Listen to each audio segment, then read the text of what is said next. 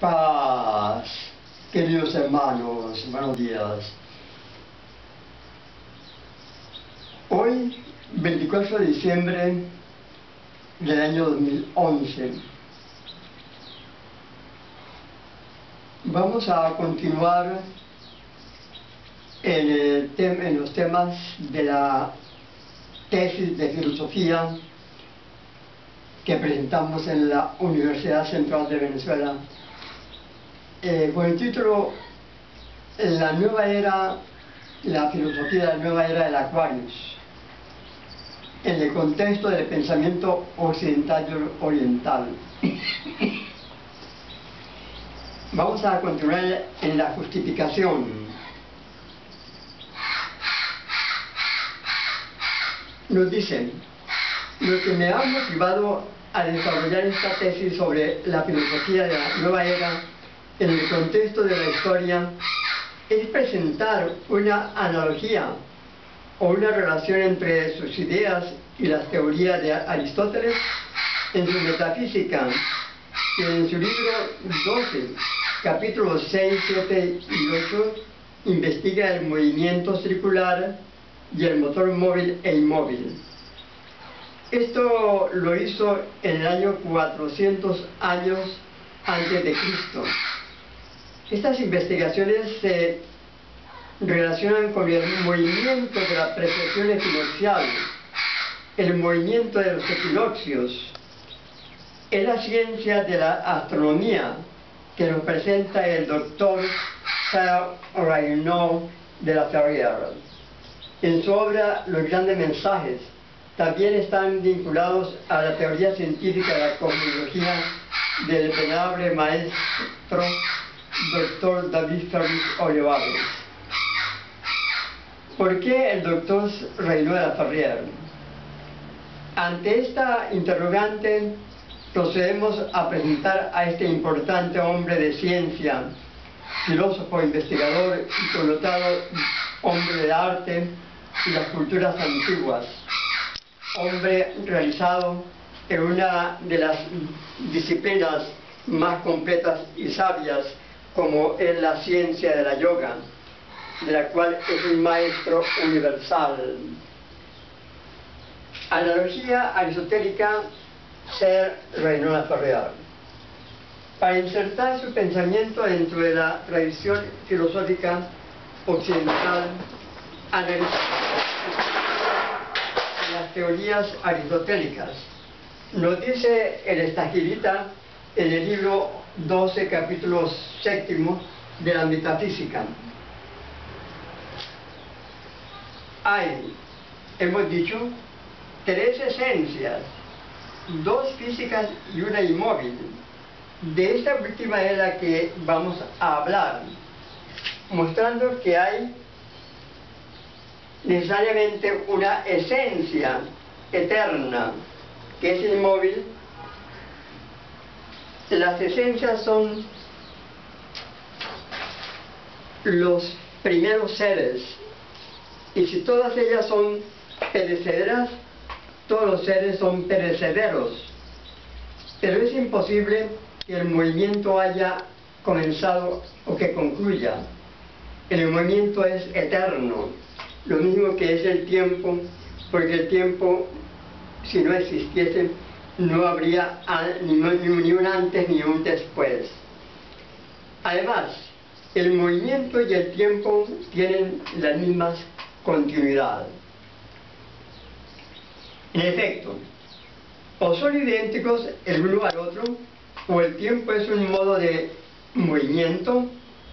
No hay más movimiento continuo que el movimiento en el espacio, mas no todo movimiento en el espacio, sino el movimiento circular.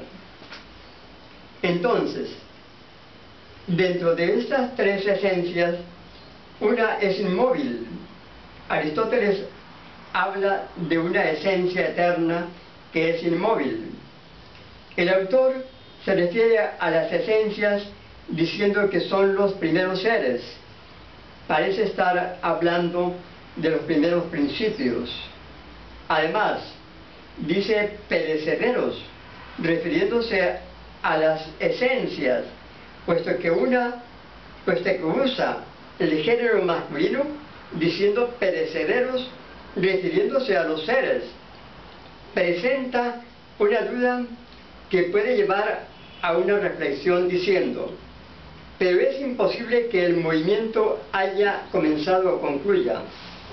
Si no ha comenzado, no puede concluir, puesto que, como él mismo responde, el movimiento es eterno, puesto que, como él mismo responde, el movimiento es eterno.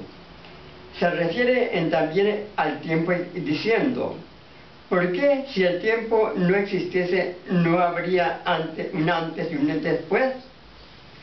Por lo tanto, al haber en la realidad un antes y un después, deducimos que el movimiento podría tener un tiempo, puesto que algo que se mueve en un tiempo medible y posible de ser movido por una fuerza extraña.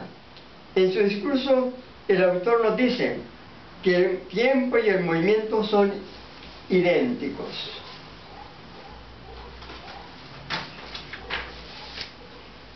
Agrega Aristóteles: no hay más movimiento continuo que el movimiento en el espacio, y no todo movimiento en el espacio, sino un movimiento circular.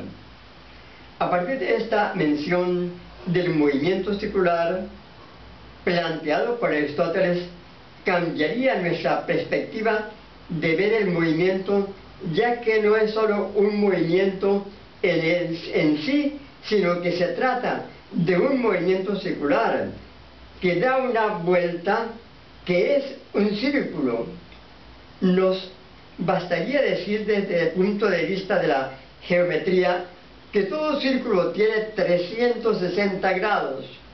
Podríamos anticiparnos a hacer una apreciación con respecto a una analogía comparativa de ese movimiento circular con el zodiaco, que es una pista zodiacal de 18 grados cuya dimensión es de 360 grados. Pero para que este movimiento circular como tal tenga un verdadero principio, es necesario que provenga de una de las 4 causas, de las causas eficientes, y tal como lo plantea o lo significa Aristóteles. Pero si hay una causa motriz, una causa eficiente, pero que no pasa al acto, no por esto resulta el movimiento, porque lo que tiene la potencia puede no obrar. Nos adelantamos más aun cuando admitiésemos esencias eternas, como hacen los partidarios de las ideas de Platón, porque sería preciso que tuviesen en sí mismos que un principio capaz de realizar el cambio. Es cierto lo que dice el autor. A este respecto, es preciso, por lo tanto, que haya un principio tal que su esencia sea acto mismo. Aristóteles nos dice que las cuestiones de las sustancias deben ser inmateriales, que son necesariamente eternas. Aquí esta premisa se refiere a los principios motores, es decir, se refiere a las causas motoras.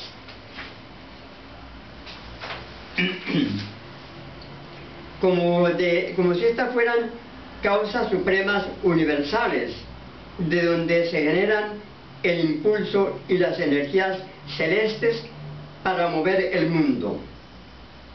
Me permito introducir en este contexto el pensamiento de Rodolfo Mondolfo, que en su obra Breve Historia del Pensamiento Antiguo, creo pues que nos aclara el tema del motor inmóvil, pensamiento del pensamiento.